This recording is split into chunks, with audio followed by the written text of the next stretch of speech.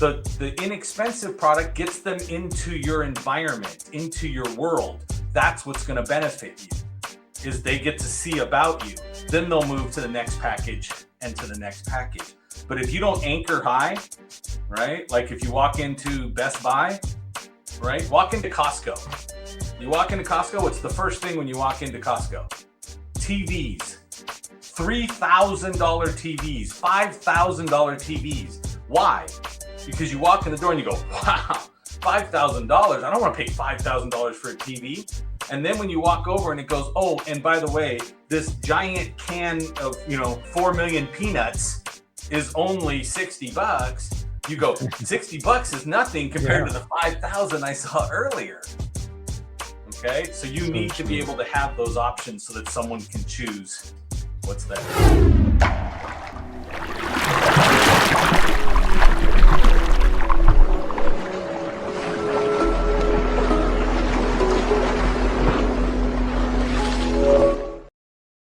Hey, what's up, Masters? Welcome to another episode of Path to Mastery podcast. And today we are with Mr. Joe Ingram, the sales genius. What's up, Joe? How are you, David? It's great to see you again. Happy to be here. I feel like I just saw you somewhere, but did we actually see each other, or was that on like a? That was a clubhouse room. I think it was Monday or Tuesday. I don't know. Everything blurs together. I have no idea. Well, technically, we're not really seeing each other. We're just kind of seeing our little profile picture, but then we're hearing each other, right? Correct. We interacted. That's what it was. Yes, there it is. All right, good. And I invited Dr. Finance in, so we'll see if he shows up. But listen, I'm just happy that we were able to make this happen. We've been talking about this for a couple months. I've been in sales 40 years. You've been in sales. How many years have you been in sales? I know at least 30, right? Yeah, I'm going on 30. I'm going to hit 31 next month. Okay. Wow. Got it. So yeah, I started young. I was at 17. I was in a Kirby vacuum cleaner call center. Nice. Getting hung up on and sweating my butt off. It was super fun. Exactly. Because everybody loves setting appointments for vacuum cleaners. Yeah. Well, I'll tell you, back then, $1,500 for a vacuum cleaner was pretty substantial. I don't know what they cost now, but let me tell you guys listening. This is a live podcast. We're on right now. We're streaming to Facebook as well as LinkedIn, and we are on Clubhouse, the audio app as well. So if anybody wants to join us, feel free to check out those apps, or you can watch it after or listen after on YouTube or the Path to Mastery podcast. So if you just go to pathtomastery.net, that's how you find our podcast. So that said, listen, Joe is a highly accomplished 30-year sales innovator with over, get this number, 1.7 billion. That's right, with a B in sales. Joe possesses extensive knowledge of human psychology, communication styles, buying triggers, and e-commerce conversations. He's known for transforming your results within months, not years. He is the personification, is that big word I'm struggling with over here, of now you got another word here, edutainment. What's an edutainment, man? Edutainment is education with entertainment put together becomes edutainment. Nice. So all right, got it. I'm not the talking head boring guy that just drones on and then says, did you get it? Good, go do it. Yeah. All right, just go do it. That's what I like to tell you. Just do it, man. Just get it done. All right. And he perfectly fuses education with entertainment to ensure maximum absorption in ease of implementation. Never be normal. Normal people get normal paychecks. Joe Ingram. Sure. What's up again, Joe Ingram? I don't want to be normal. No. See, it's above me too for those that are watching. But never be normal. Normal people get normal paychecks. So I always sit back and say, was Jordan a normal basketball player? No. Yeah, no. Was Kobe normal? All. No. Right? The extra effort paid off immensely. And their checks were a lot bigger than the other guys sitting on the teams or in the league with them. So. Yeah. Well, so today we're gonna talk about some sales techniques. Again, I'm a natural born sales guy. I say that all the time. I'm not like I love to go in places and I say, how people say, well, I'm not selling you anything. I'm the opposite. I'm saying, listen, I'm here to sell you some stuff. I'm gonna be honest. I'm gonna let you That's know. great. I got stuff for you to buy because I do. Right. Yeah. And because I know it's going to help people. You know, why do you think, we'll start here. Why do you think so many people are like fearful of calling themselves a salesperson? Or like, why do so many salespeople shy away from it? Well, Consultants, I will tell you that when you advisor. watch people, when you were to stop and tell people, hey, I'm a salesperson, right? And this is visual for everybody else, but I'll explain to you guys on the audio side. That right side of their lip comes up and it gives you that look on it, right? Could possibly be like an imitation of Elvis, but it's not, right? So when you say that, the only thing that gives you more of that smirk that says, oh my goodness, you're in sales and I feel dirty now, is if they say they're an attorney. On the socially acceptable layers, right, levels, it's 2 rungs down on the ladder for attorney. So salespeople get to say, hey, I'm a little bit better in the socially acceptable range. But the Well, opinion, but you don't believe that. I mean, you don't really believe that, right? Like that's the not at all. stereotype. Yeah, of course not. So Yeah, well, that's if you go to Hollywood, what does Hollywood do? It's the funniest thing ever to go show a salesperson trying to take advantage of somebody and doing everything for themselves. That's the running joke.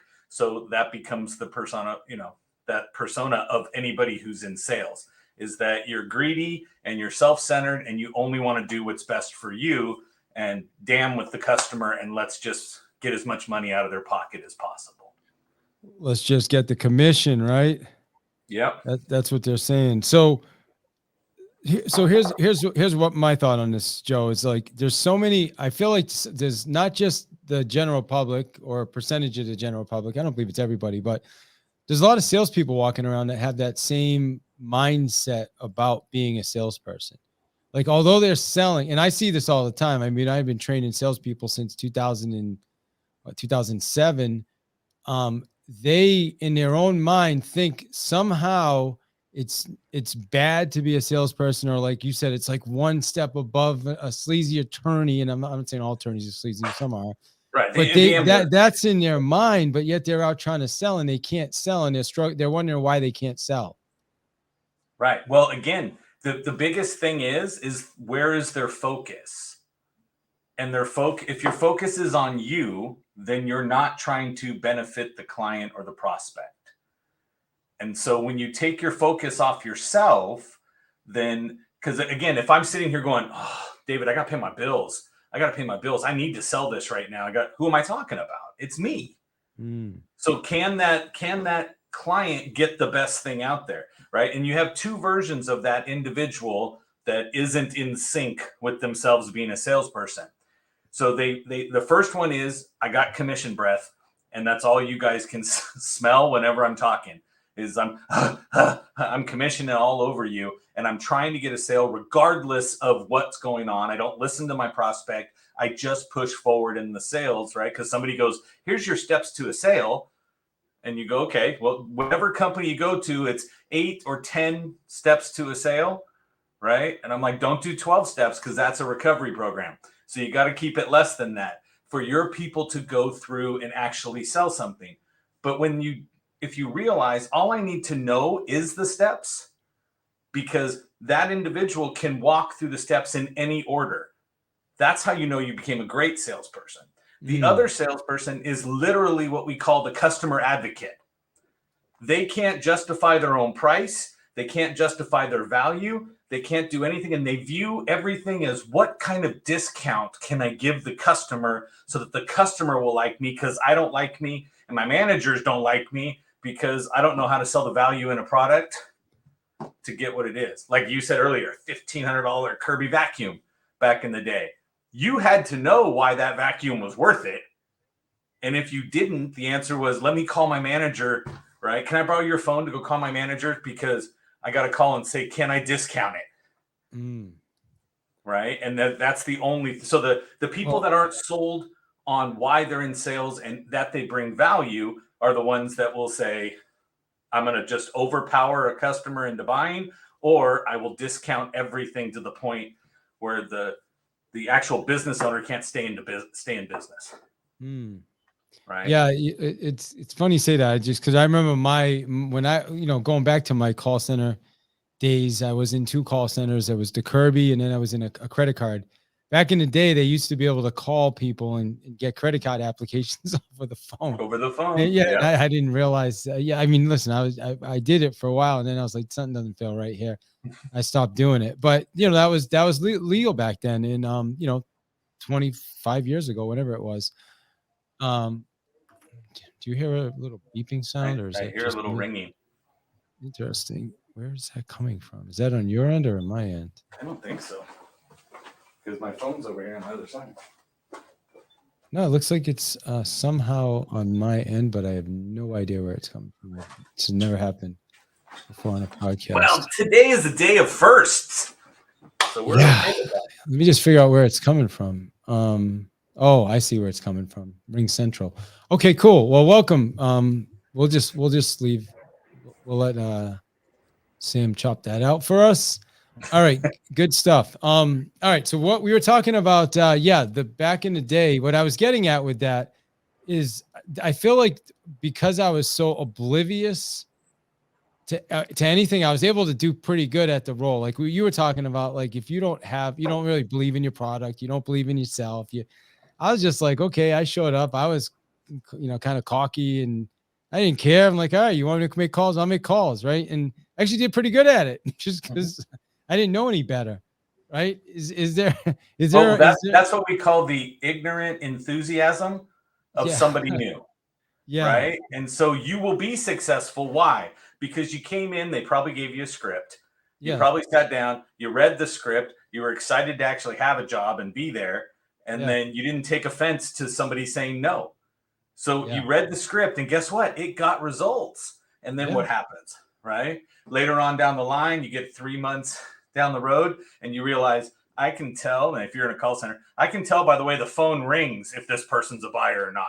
And then you prejudge and hang up before they ever pick up the phone, because you're like, oh yeah, this area code never buys. Yeah, this wouldn't. And then I always say that if you go to a dealership and you look at those 5, 6, 7 guys standing outside, huddled up together, they all believe they're better than any FBI profiler out there. Because the person who pulls into the dealership, right, or the person who shows up at an open house, as they walk in and the realtor looks outside, looks at their car, looks at their sunglasses, looks at goes, they're not a buyer, right? And you're like, where are we getting this from? They're like, you don't understand. I've been around long enough to know. I'm like, well, the ones you say are not going to be a buyer will never be a buyer because of your attitude towards them. That's where the big issue comes in, is that if I treat you like you're not a buyer, and in the beginning, when you're ignorant to it all and just blissful, you treat everybody as, well, of course they showed up at an open house to buy a car or to buy a house. They showed up at a dealership to buy a car. They walked into the retail establishment to do what? To buy a car. The only reason they went to my website and clicked submit was because they wanted information to buy something. So when you're ignorant to it, you treat everybody like they're a buyer, and then you get more. You get more sales because you aren't treating people the way you view them to be.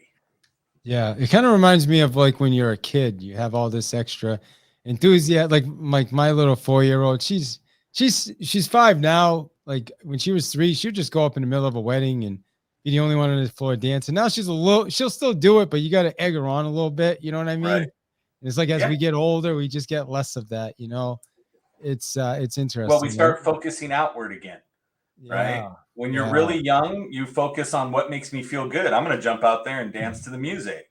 And then when I realize people are looking at me and judging me, then the answer is, well, if I better get better with my dance moves, or I'm going to be embarrassed because I'm not dancing as opposed to dancing for fun. Good. Yeah. Good. All right. So let's talk about a couple things. I want to talk about the title, obviously, closing the deal. But one of the things you said, value to bring to the audience, was sales techniques for both virtual or face-to-face. So talk to us about that. Like what's the main difference, would you say, virtual versus face-to-face? So the biggest thing that you have, the difference between the two. So if I'm doing things virtually, okay, like if I'm doing phone, chat, email, things like that, compared to me actually sitting in front of someone. So for everybody on Clubhouse that's listening to us right now, or the podcast, they're not seeing the facial expressions that I give. So if I sat down and started talking to you, right, there's certain language that we use that is body language driven. So if I said, if you look right here behind me, okay, you and anybody who's on a video screen can see what I pointed at. Everybody else is going, I have no idea what he's pointing at. Okay, so that's an example of body language wording that I'm not saying. Or if I said, there's a book behind me in the cabinet called Amplify Your Influence, which I think is great and you should read. That's something different where I've just given you the verbiage. Yeah. And so communication is body language, tone, inflection, and your words. Face-to-face wording doesn't matter as much because I can see if you made a mistake. Because right now, if I said, oh, the pickle in the story, and then I stop and I look and I roll my eyes up in my head and come down, you look and go, he said pickle by mistake. And then I go, the people in the story. Okay. To the people on the audio side of this, they're sitting there going, the pickle in the story and the people in this makes no sense. Okay. And that's where we have a big difference that's in here. So I will tell you, for example, if I'm face to face, I can vibe off of what you're feeling. If I am on the phone with you, I have to be able to listen for the variations in tone and inflection and pausing as you're talking. And I prefer that because I'm an auditory learner. So being over the phone is great. I tell everybody, even on Clubhouse, I look just like Brad Pitt. You don't know. Okay. So over the phone, I can be Brad Pitt and I can have the swagger and I can have whatever I want over the phone because you won't run into me. You won't find me. Okay. Where face to face, I have to play off of what your facial expressions are and things that are there. So I have to elevate my words. As soon as I change from being a face-to-face person to a person over the telephone, right? It becomes 80% of my communication is tone and inflection. 20% of the word on the words. Well, the words before were less than 10%. So if the words were less than, all of a sudden it's 200% more important, the words I use. Yeah. And so are you elevating your vocabulary? Well, now what happens, David, if all of a sudden I start texting you or I'm emailing you, it's 100% the words I'm using. Because tone and inflection is only determined by the person on the other side. So when you read something, so have an argument with your spouse in the morning, you jump in the car, you drive away, and they text you, have a great day. How did they say it? Yeah. Right? You Have a decided great they were day. like, yeah, have a great day. Yeah. If right? if they text that, probably not going to text that. Yeah. But yes, I get exactly. But again, it could have been harmless. They could have meant have a great day, but at the same time, you get to interpret that. So it's about elevating your vocabulary for both writing, for example, on an email or a text message. If I have to break something to somebody, like some bad news or something, I will always start it with, please read the following in the tone in which I intended to be informational, not sarcastic. And so when I set that forward, they now don't get to, when I come back and go, there's no way that the seller will accept that offer. Or the seller told me there's not a chance, right, in heck that you're going to get blah, blah, blah. I would come back and change that to say, if you just text them, seller said no chance in heck, right? What is that going to do to your client reading it? They take it as personal from you. Yeah. Right? Ridiculous. They're going to read it as you're being rude to them. So you need to be able to soften it and put your terminology in place because most people just type like they talk. Okay. So I'll tell you right now, there's that book up on your shelf right there. It's over here behind me too, the 10X rule. Right. And so the 10X rule, if you read it, it's literally Grant just talking into a microphone and somebody typed it all out. And so it wasn't like edited. It wasn't like, let me change this to be the proper wording for this. It's legit how Grant talks. And when you know Grant, all of a sudden, when you read it, you hear his voice. But for those that don't know him, they look and go, I have no idea what this sentence means. Because I will put in the pauses, right? And the proper enunciations of things that go through. So you're letting a lot of people try to decipher things, and that's not what you need to be done. So remember, a confused mind will never click submit on your website. Mm. How easy is it to find a pay you button when you look at it? And so if I have to go to your website and scroll through 4 or 5 different pages just to find something to buy from you, it's never going to be a good thing. You're going to have traffic and then nothing. So you can run all the ads you want, but how easy is it? Are you making it for somebody to buy from you? How easy is it for someone to contact you? And so that's one of the biggest things I have. I have one of those landing pages that's all links for people. And I was talking with somebody the other day. I go, man, I have to go back and change it because as I've been adding things, I'm putting branding at the top of my page. And then the selling stuff is down below. And I'm like, I'm over here, the sales genius, and I keep adding all these branding things or these events that I go in. Well, I just got them from some reason. For some reason, I got them to my link. So why wouldn't I make it easy for them to say buy? And now I'm over here shuffling all of these links to get it up to the top where they can go, oh, that's great. You have a course on this? Boom, I'll buy that. Oh, you have this? Boom. Oh, there's a free download for this? Boom. Right? So, all of these things are that so way. you gave me a couple things here. So first off, when I first, opened the Zoom StreamYard, I thought I was on with Brad Pitt. And then you told me it was you. So I was like, and oh, then I turned my Brad camera Pitt. on. Once But I turned the camera on. listen, so a couple things though. One of the mistakes that I see, especially, I spent a lot of time working with real estate agents over the last, 20 years of my life, is they're trying to close these deals via email and text. And text is the worst. Email is not as effective as it certainly could be, but it's better than text. But I tell people, jump on a call, jump on the phone. If you're going to negotiate, jump on a call, right? Isn't that what you're talking about right now? So I'm saying a phone is a much better connection, but like you and I sitting on the screen looking at each like other Zoom. is even better. So if you could set up nobody go to it, right? I set up links that are really easy. So if you said, oh, I have a Zoom meeting with Joe, you go to joezoom.com. And when you go to joezoom.com, it throws you into my standard room that's there.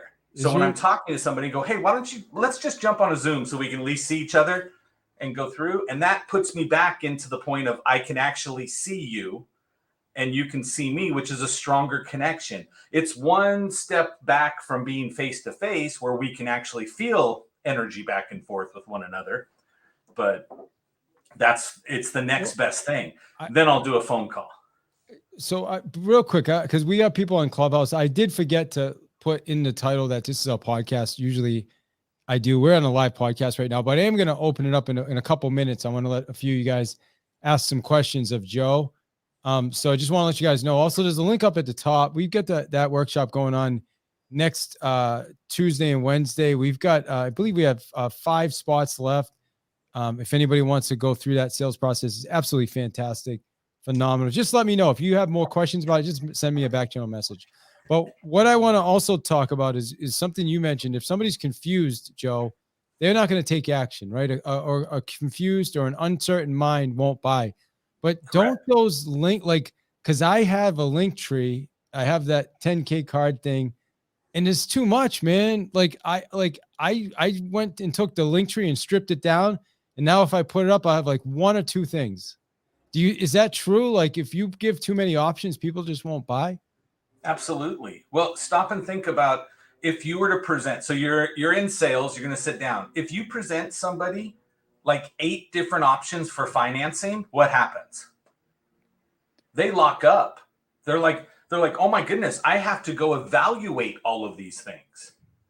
Okay. And that's when you get the whole, well, we need to go think about it. Yeah. Right. And anytime somebody tells me, you know what, David, I just need to go think about it, then I would turn around and I go, you know what?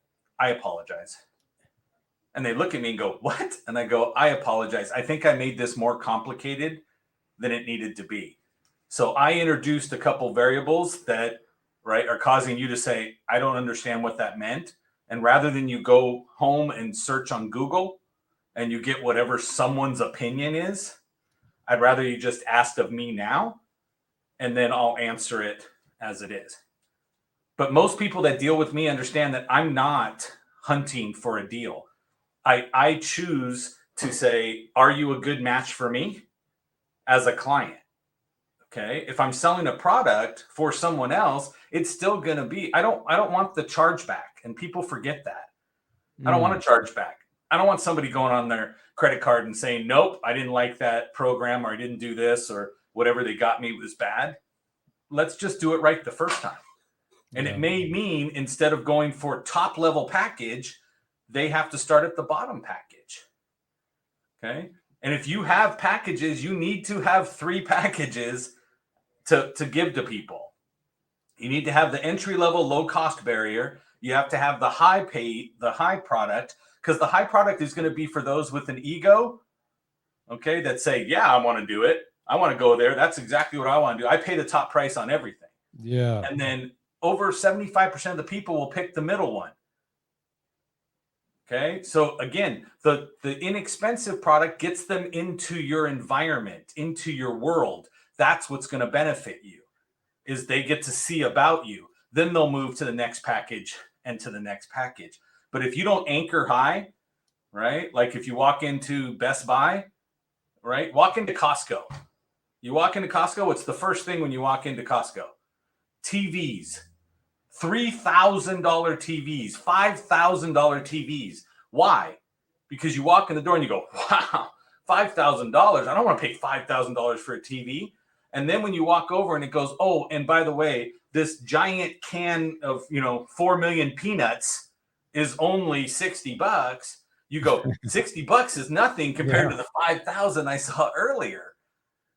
Okay. So you need to be able to have those options so that someone can choose what's there. Here's the craziest thing, Joe, and then I'm going to open up some questions. So we bought a Christmas tree Saturday. So my wife and I, we went to a place down on Route 20, and we walk in. I haven't bought a Christmas tree since 2017.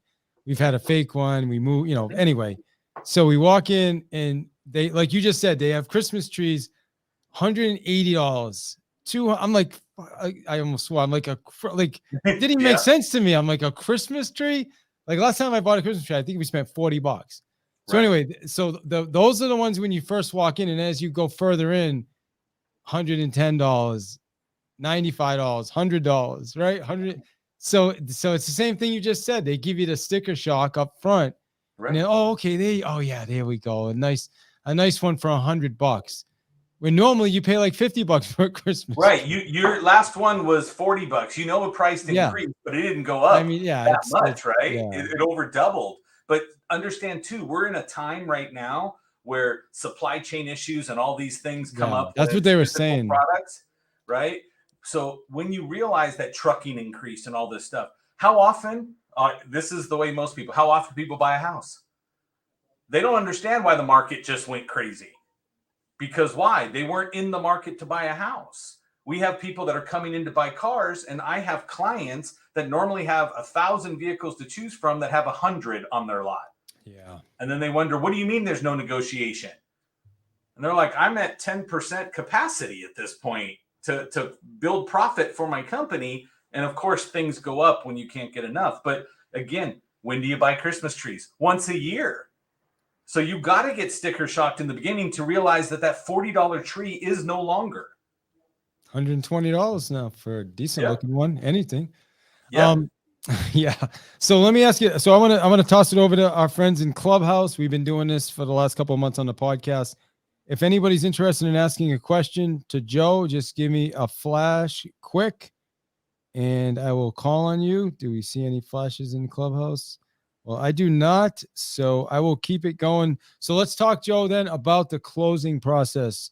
I want to talk to you about closing the deal. Like the closing is one of the most important steps in the process, and yet I think it's where most people get the most hung up. Right. Well, and I will say the reason you get hung up a lot is because we break it out as a step to do now. Right? We go, and now's when I go in for the close. I'm a firm believer that closing starts from the second I say hi. And I'm going to be doing these little trial closes. I'll be saying things that's going to move you through the process. And then I'm looking for reactions and things that are coming up. One of the biggest things I'll throw out there is when you're face-to-face selling, or even on Zoom, okay, on virtual stuff, anything that they can see you. Men don't face each other sitting square on the camera. So if you look at David, for you, you're at a little angle to me. Okay. Because if you sat straight and I sat straight, it becomes confrontational. Okay. Now, here's the difference. Women square their shoulders when they're being honest. So look at the difference between the men and women. Men will pivot so they're not confrontational. Women put their shoulders square. So when you go to sell to a man and you're a woman, if your shoulders are square to them, their answer is, this chick is intense. She is coming at me left and right. You're like, no, right? Now look at your house. Whenever you're in your house with your relationships, it's the same thing. Your spouse, your wife walks up to you. She asks you a question. Your answer is, why are you coming at me like this? And she's like, I don't get it. What are you talking about? I'm not doing this. Then when you pivot, right? If we get in a car together and drive for an hour, we don't have to make eye contact, David, the whole way. Okay. But yet, if your wife is sitting next to you, for some reason that left leg comes up to the center console and she's looking at you, you're driving down the road and you're like, I got to stare forward and do this. And then she keeps coming and you end up turning in the car to try, because your brain's telling you she needs you to look at her to go through and do this. And so you pivot your body instead of watching where you're driving. Okay. So men, when you walk in and sit down, if you're going to sit with a couple, like in a real estate transaction. You lost me on that example you just gave. My apologies. That's okay. So the left leg comes up while you're driving. Yeah. So if we're sitting there driving and your wife's sitting in the passenger side, she picks up her leg towards the center console and talks to you this way instead of facing the dashboard. Got it. Okay. Yeah. Okay. Right. As men, we shoot the words off the windshield. Yeah, we're just talking. Yeah. Yeah. Got it. Yeah. It'd be kind of weird if we were looking at each other and the car. Exactly. Men. Yeah. Yeah. Exactly. But to women, squaring shoulders is honesty. So if you want to, never thought of that before. Walk back up later, grab her by both shoulders and say, you are the most beautiful creature I have ever seen. And then hold on, because her knee's going to get weak. And you got to hold her by the shoulders at that point. I'm going to do that after this podcast, Joe. Huh? I'm going to go downstairs right after this podcast. You should. I'm going to, bro. Say, what happened? This was such a pleasant surprise. Yeah. Yeah. But that's what you got to look at and say, but are we meeting people where they need to be sold from? As opposed to like, okay, industry average says if you're going to sell somebody something, it's going to take you 5 attempts to talk to people to sell one thing. 20 to 25% is your average closing percentage. Right. And I do these numbers with people all the time. And I look back and I go, if there's 4 distinct personality types, what are the odds you're going to run into someone like you? 1 in 4. That's 25%. It's not going to be perfect. You're not going to walk up to 4 people and have each person representing one personality type. That's how you get down to 20%. So people walk up and you sell to someone who's like you. So the person who's like you is the one you sell to. The other 3 or 4 get to go away. And that's the brutal part, because nobody works on themselves enough to deliver it. So again, can you have a conversation with an IT guy? Can you have a conversation with someone who's a social media influencer? Because those are not normally the same personality type. The person who walks into whatever you're doing and is videoing themselves is going to be a different person with a different personality, right? There's going to be people you meet who go, let me tell you what offer you're going to put in on this property for me, blah, blah, blah. And they don't care what you're saying. Okay. And there's other people that go, I don't know if I want to do this. I don't really know if it's the right thing for me. And they need you to guide them and nurture them through the process. But if you're a nurturer, then you're not going to sell to anybody else but a nurturer. Okay. And so you got to look at it and say, am I adapting my personality to be the person they need me to be to buy from? Yeah. And I'm not saying fake your personality. I'm saying adapt your personality. We all have the ability, whether you like spreadsheets or not, you have the ability to understand how to add numbers and subtract them and go through it. Okay. So you can be detailed when you want it, but other people that need I have to feel like family in order to get a good deal. And if you go, I really don't like people. I'm like, but you do like some, right? And they're like, well, yeah, I do. I go, great. Then pretend one of those people is this person. And so I teach a concept called assumed rapport. I just assume we have rapport. I assume we're already friends. You'll check me if I go where I'm not supposed to go. You'll go, whoa, we just met. But otherwise, if I treat you like we're already friends, okay, I believe humor knocks down all the walls of ego. So if I can make you laugh, make you smile while we're sitting talking, especially me coming from the side of being a trainer where I want people to learn things, right? I start every one of my trainings with a funny video. And I watch, and the person who doesn't laugh, I know is going to be an issue. I immediately go, you don't need to be in sales. Okay, put a prank video on. Whoever gets upset at the prank, instead of seeing how funny it is, right? And you go, okay, if they get upset at that prank video, then you go, okay, there's something. This person is not going to be able to handle the negativity that comes with sales, will not be able to understand when somebody tells them, again, everything will be offensive. So if I sit down and go, you're flipping crazy with that price, they're like, oh my God, he called me crazy. And you're like, no, that's just how he communicates. Yeah. Okay. That's how he's trying to get his point across. So you got to be able to adapt your personality. You got to be able to find a way for them to make an actual choice instead of a decision. Okay. So everybody can make a choice of A or B, but do you want to spend $1 million for a house? Tell me now. Right? Nobody wants to make that decision. So you got to make it easier for them, and you offer them choices on something that's meaningless that carries that bigger decision with it. So like you always say, okay, well, if I was in real estate as you were for years, right, and you train these people all the time, I would be sitting with somebody saying, okay, so my question to you is, you want something hot or cold to drink while we write up the offer? Okay, so if you say hot or you say cold, what did you just agree to do? Write up an offer. Okay, so when you look at it and you sit down and you go and you give them a choice instead of a decision of yes or no, do you want to put an offer in? They're like, oh my goodness, that's money leaving my pocket and blah, blah, blah. Make it as easy as possible, right? Question for you, do you want to use the blue pen or the black pen when we put up this offer? What do you think would make them want to accept it easier, blue or black? The iPhone, okay. The iPen, the Apple Pen. That's what I use. Right. All right. Good stuff, man. I love it. I got one more question for you, and then I want to hear from you. Well, first, why don't we just do that first? Tell everybody we're on a podcast right now, by the way, for people listening on Clubhouse, or there's a few people online watching as well. How do people get in touch with you? What's the best way for them to connect with you if they want to learn more about what you do, if they want to get your sales training, if they want to buy a car, I guess, right? You still doing cars, right? I can direct you to one of my clients that can sell you a car. Yeah. I train companies now. Okay. So overall, the easiest way to find me is thegeniuslinks.com. So thegeniuslinks.com. If you go there, that's going to show you. If you want to jump on my calendar, there's a little calendar thing sets up a 15-minute call. Those are the things that like I said, make it easy for people to find you.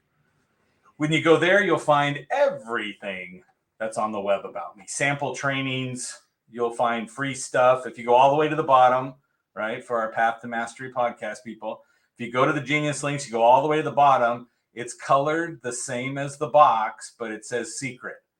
And if you click on that, it'll take you to a secret page on my website and give you ebooks. It'll give you some audios, some video training on the virtual to the other one. It'll also give you a learning assessment. That's really important when it comes to training people. Provide them a learning assessment before you begin to know if they're audio, visual, right, or kinesthetic. And then that way they can hold themselves accountable during any of the training.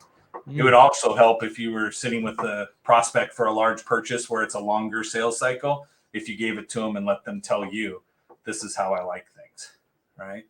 Yeah. A visual person doesn't like the phone. Okay. The visual person is going to want to either see you on screen or is going to want a text to read that goes in. A kinesthetic person that feels things is not going to open your emails. They'll check your text every once in a while and they may answer the phone. An auditory person will always answer the phone and is never going to look at their emails, right? And occasionally on a text. Another thing too, when you're selling with people, I don't use emojis.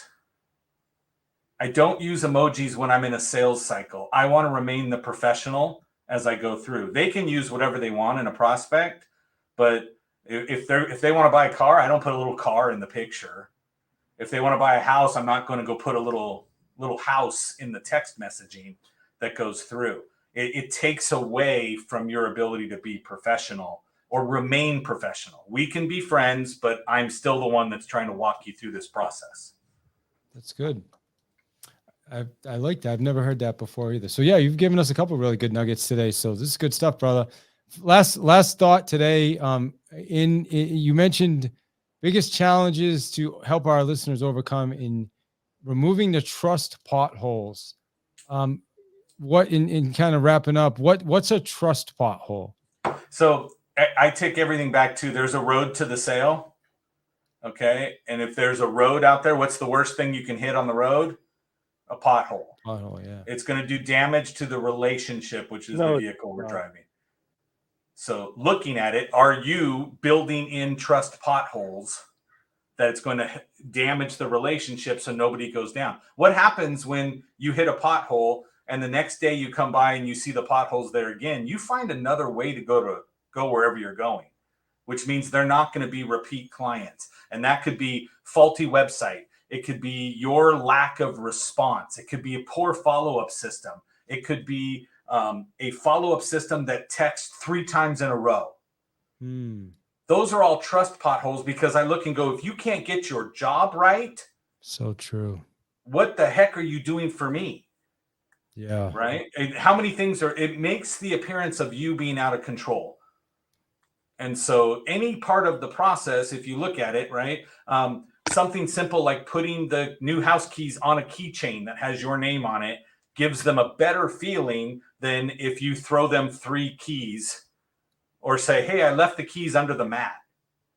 Yeah. Right. That's a trust pothole. You go, but it's easier for me and they already signed the agreements. What do I care?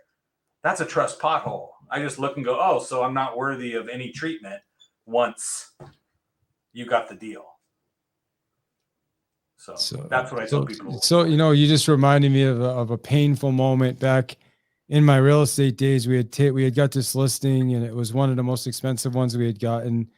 It was like a little over $1 million. And we were so excited about it. And we had hired this new photographer and the photographer didn't show up. Nice. And the sellers were just furious about it because they planned everything and they just didn't, something came up, didn't let us know. Then again, and then again, something else weird happened with like the lock, just little things. And they ended up firing us, like just little things. And it was real. And, I mean, obviously I take full responsibility for anything because I have to, but sometimes just the people you're bringing on, using your vendors, your providers are gonna right. It's a reflection of trust potholes for you. Yep. Yeah. So, well, listen, man, I appreciate you today. This was awesome. It was good to get to know you a little bit more, and also great stuff. I love going back and listening to these. I listened to last week's episodes. Do you know who Steven Kotler is? Yes. Yeah, he was on last week. The guy's no joke, man. I listened to that on my run this morning, and it was awesome.